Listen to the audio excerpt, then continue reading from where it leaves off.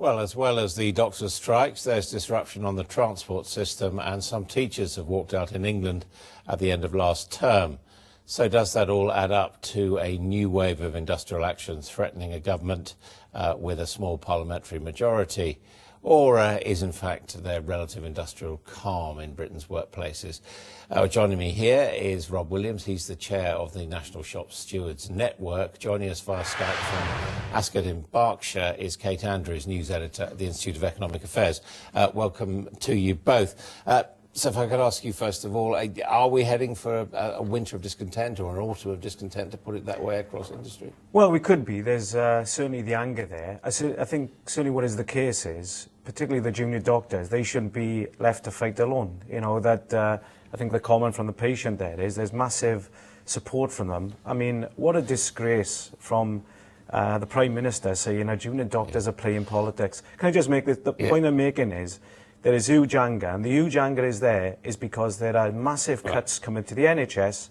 The trade unions should not allow the junior doctors to fight alone. So your Shop Stewards Network, what are you going to do to support the doctors? Well, what we are doing is calling for joint action, solidarity action with the junior doctors. The first day of the junior doctor strike action is in the middle of the TUC Congress. We've got a rally the day before. We're asking for the TUC to invite the junior doctors to address the conference. Because they're not members, of course. No, that's right, but they want to engage with other unions. There should be a national demonstration to defend the NHS and support the junior doctors. And by the way, there should be other workers, other unions talking about taking action with the junior doctors against what is a discredited government. Kate Williams, do you think we are facing a wave of industrial protest against the government? I think we're facing a wave of the politicalization of national services that often have a monopoly, especially the NHS. This sounds incredibly political to me. The junior doctors and the BMA have decided to strike, even though you mentioned austerity, but healthcare spending in 2015, the estimation over the coalition and the Conservative government is that it's gone up 5.6%. By 2019, it's expected to go up 2.9% more.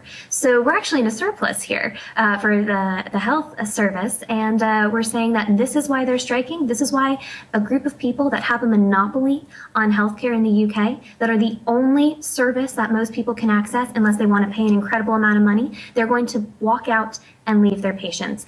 I support the right to strike, but when you have a monopoly, you have to make it the very last priority. And when we actually see an increase in health spending in the UK, it is immoral and unethical to walk out on your patients. I mean, people understand strikes, if you like, about pay and conditions, but you've got your leaflets there, get the Tories out.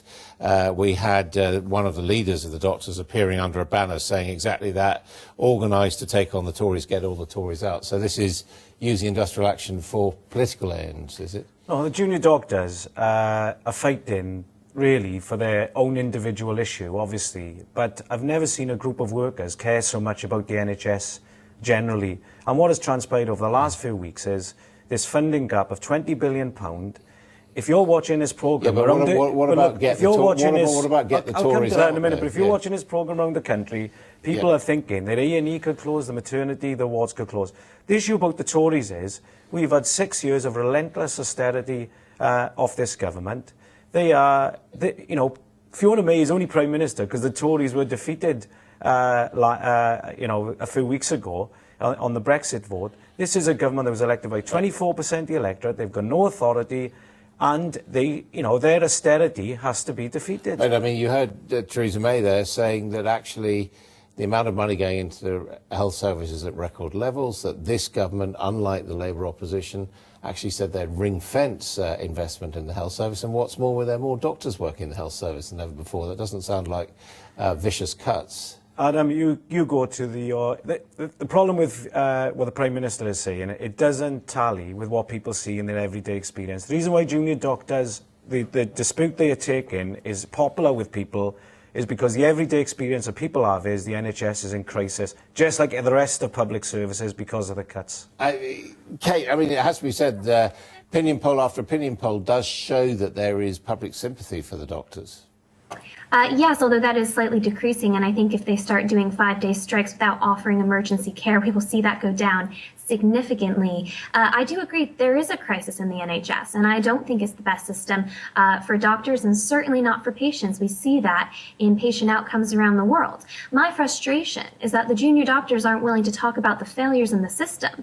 The BMA is not even willing to look across the channel to France, to Germany, to Switzerland to see how their systems are performing so much better when you allow competition into the market.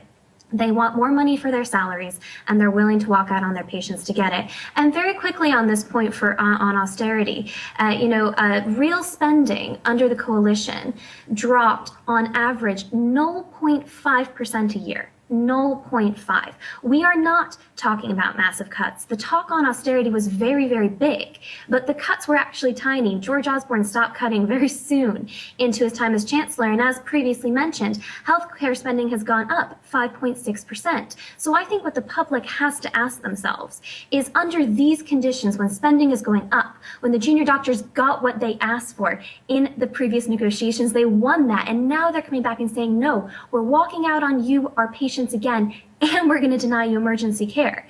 Can this be tolerated? Can this monopoly be tolerated for much longer? It's already not serving patients as well as it should. People in Germany, people in Switzerland have significantly better patient healthcare outcomes, but now the doctors are actually just leaving full stop. This is ridiculous. We are at a point where we have to have a very serious some of that to conversation. Mr. Williams. I mean, it's not going to make people love public services anymore if they don't get the service that they pay for through their taxes, is it? Adam, honestly, I don't know what world she's been living in. 500,000 public sector workers have lost their jobs. Workers are on the same real wages they were a decade ago. It's an absolute catastrophe out there. It's ludicrous. Look, these problems people, with the economy, no question, but that's not about austerity. It's not about strikes, and it's certainly not about walking out on your patients when you have a monopoly. These junior doctors are not walking out. These junior doctors are not walking out on patients. They care for their patients. I've never seen.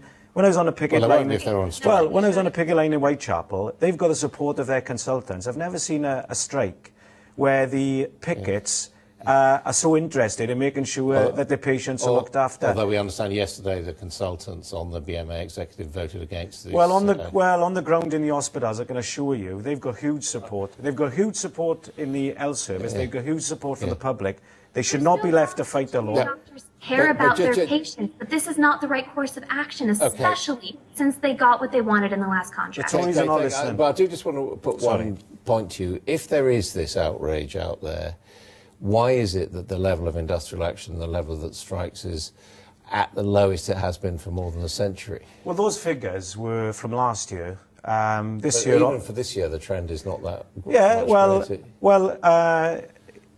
I think what that is sort of hiding, if you like, is the anger and frustration from below. I mean, I've been involved in supporting 2 strikes over the last couple of weeks of couriers, low-paid couriers, in the so-called gig economy, the new economy, who are absolutely getting battered by people like Deliveroo and Uber Eats. Honestly, you scratch below the surface, it might not be reflected in the strike figures, but what you are seeing is huge anger. I tell you, Adam, people have had enough. They're not going to put up with it.